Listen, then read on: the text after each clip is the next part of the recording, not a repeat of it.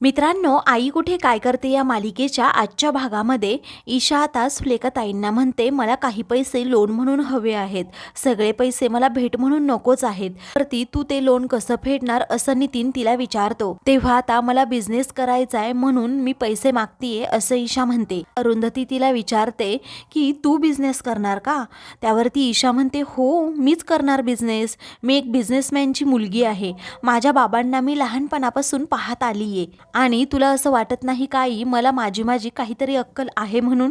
तेव्हा ती आता अरुंधतीला शब्द देते की मी एवढा छान बिझनेस करेल की पुढच्या 6 महिन्यामध्ये तुमचे सर्व पैसे रिटर्न करेल. तेव्हा सर्वांना आता आश्चर्याचा जरा धक्काच बसतो की ईशा एवढी कॉन्फिडंट कशी काय? नितीन विचारतो, तू नक्की कसला बिझनेस करणार आहे? त्यावरती ईशा म्हणते की फॅशन ब्युटिक अँड ऑर्डरोब स्टाईलचा. तेव्हा अरुंधती विचारते, आता हे काय असतं? ईशा आपली गप्प बसते तर अनिश म्हणतो, इतरांनी काय कपडे घालायचे हे आपण त्यांना सांगायचं आणि तेच कपडे त्यांना महागात बनवून द्यायचे. तर नितीन विचारतो, तू हा बिझनेस नक्की कसा करणार आहे? तुझ्याकडे काही प्लॅन आहे का?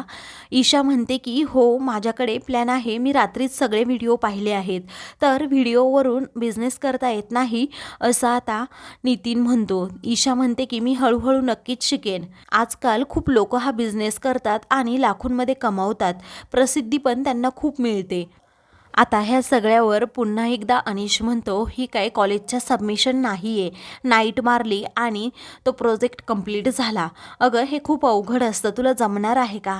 आता ईशा पुढे म्हणू लागते की एवढं बोलायची काही गरज नाही अनिश. अनिश हा गप्प होतो. त्यावरती ईशा म्हणते की तुम्हीच तर म्हणता आयुष्यात काहीतरी ध्येय असावं लागतं.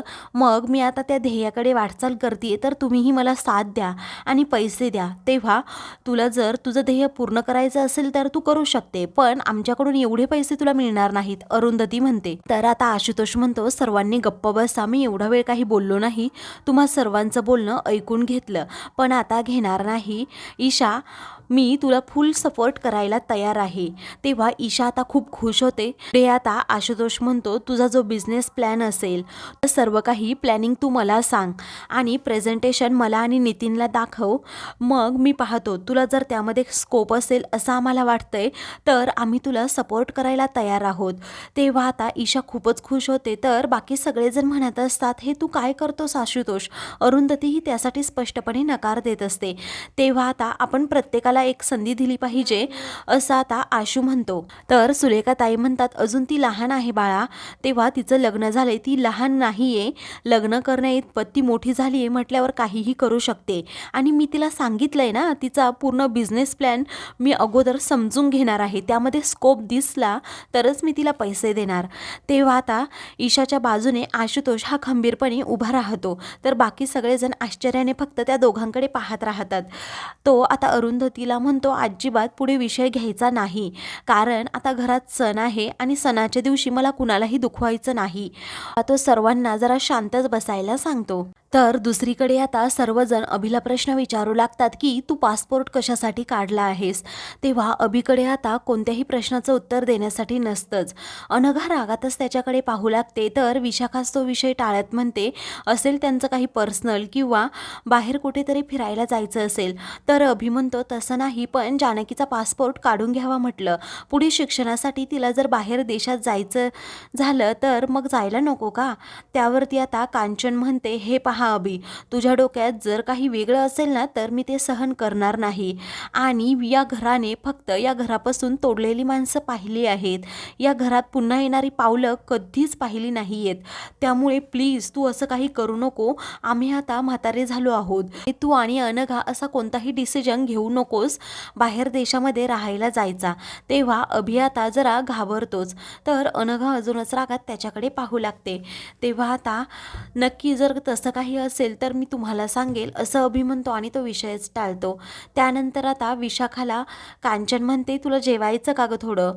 तर विशाखा म्हणते, हो थोडं जेवेन, आपण सर्वजण जेवण करूयात. तेव्हा ठीक आहे असं कांचन म्हणते. तर केदारला उद्या यायला जमणार नाही, त्यामुळे आई आप्पा तुमच्यासाठी त्यांनी गिफ्ट पाठवलंय असं आता विशाखा म्हणते. तर आता अनिरुद्धच्या डोक्यात वेगळाच विचार येतो की अभि नक्की काय विचार करत असेल. इकडे अरुंधती अजूनही आशूला विचार करायला सांगते. आशू म्हणतो मी असे सहजासहजी तिला पैसे देणार नाहीये. मी एवढे पैसे देणार म्हटल्यावर तिच्या डोक्यात काहीतरी प्लॅन असायलाच हवा ना. त्यावरती अरुंधती म्हणते हो असायला हवा. ईशा म्हणते तुम्ही काळजी करू नका, मी तो प्लॅन तुम्हाला देईल. आशू आता ईशाला सपोर्ट करत म्हणतो हे बघ मी खूप दिवसानंतर तुझ्यामध्ये असं फायर पाहिलंय, त्यामुळे बघ तू आमच्या विश्वासाला तडा जाऊन देऊ नकोस. आता नितीन देखील तिला समजावू लागतो. तेव्हा ती म्हणते की हो मला समजतंय, सर्व काही अगदी व्यवस्थित करेल असं म्हणून ती रूममध्ये चाललेली असते. तेव्हा आता नितीन तिला थांबवतो आणि म्हणतो हे बघ मला असं वाटतं तू तुझं प्रोफेशनल आयुष्य सुरू करण्यापेक्षा आणि ते करण्या अगोदर तू तुझं पर्सनल आयुष्य सेटल करून घे. तेव्हा ती म्हणते की मला त्याची गरज वाटत नाही. तेव्हा आता सर्वांना खूप मोठा धक्का बसतो. त्यावरती सुलेखाताई म्हणू लागतात बाळा अगं आपण पैसे कमवतो ते आपल्या माणसांसाठीच आणि आपल्यासाठी, पण एक गोष्ट लक्षात ठेव आपल्याला यश अपयश पचवण्यासाठी आपल्या माणसांची गरज लागतेच. उद्या लक्ष्मीपूजन आहे म्हटल्यावर अरुंधती जशी या घरची लक्ष्मी आहे तशी तू देखील आहे. तू आता या घरात थांबावंस असं मला वाटतं, तू तिकडे नको जाऊस. त्यावरती आता ईशा म्हणते बरं झालं तुम्ही सांगितलं, हे घर माझंसुद्धा आहे.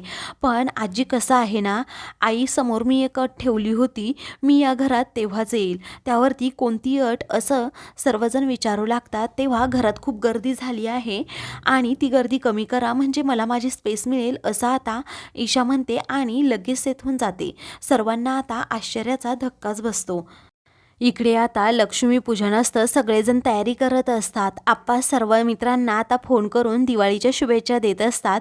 तर आता अनिरुद्धही आप्पांना म्हणत असतो की माझ्या वतीनेही शुभेच्छा सांगा आप्पा. तर आता ठीक आहे असं. दुसरीकडे अरुंधती आता लक्ष्मीपूजनाची तयारी करत असते. तेव्हा आता मनू सुलेखाताई आरोही तेथे बसलेले असतात. तर लक्ष्मीपूजन म्हणजे नक्की काय असं आता मनू विचारत असते. सुलेखाताई तिला सर्व माहिती आता सांगत असतात. इकडे कांचन म्हणते तुम्ही सर्वांनी लवकरात लवकर आवरून घ्या कारण लक्ष्मीपूजनाचा मुहूर्त निघून जाईल. ती तेथे आलेली असते. संजना विशाखा अनघाला आवाज देत असते. त्या सगळेजणी आता तेथे येतात. तर आप्पांची नजर आता कांचनवरून हटत नाही.